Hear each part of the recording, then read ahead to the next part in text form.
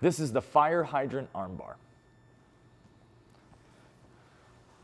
We'll start in the seatbelt. This is where my opponent turns away from me and goes straight to the turtle position. So I'm immediately gonna release my hand from under his armpit so I don't get fat man rolled from there. And then there's a couple different ways we can start to isolate this near side arm. One, I can just put my foot close to his head. And if he's a dummy, he'll just reach for my leg here like this. If not, I'll have to do something a little bit different. From my turtle, I'll take my spatula and I'll come right across his nose with it. And then I grab his lapel, or I grab his shoulder.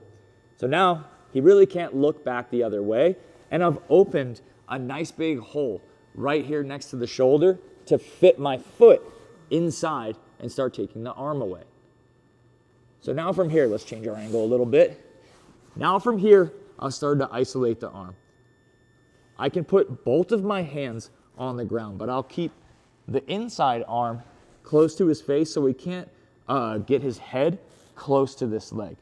Because what happens sometimes is people will start to ignore this head. He'll grab his hands together and then he'll start pulling my leg under him. When he gets my knee to the floor, that's when I start to get into trouble here.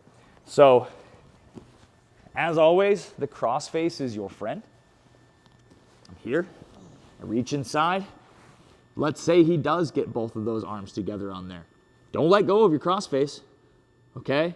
I can keep this and then just sprawl my leg away. Break that grip. Now, like I said, keep your hands in push-up position. Close hand is near the face. And then I start to cross my ankles. So it's not quite a triangle.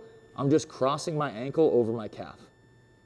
Now, the key to finishing this is not sprawling so much that your leg that's on his wrist slips over like that.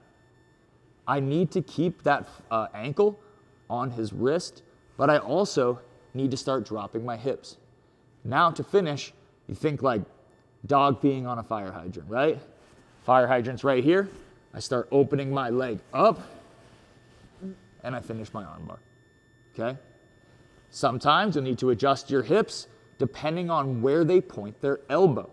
So if he points his elbow in a direction where I'm not able to finish it here, then I'll start dropping my hips, little bit of a leg lift here.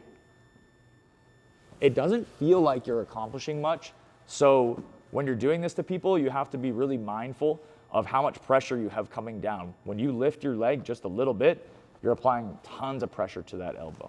So again, we're here.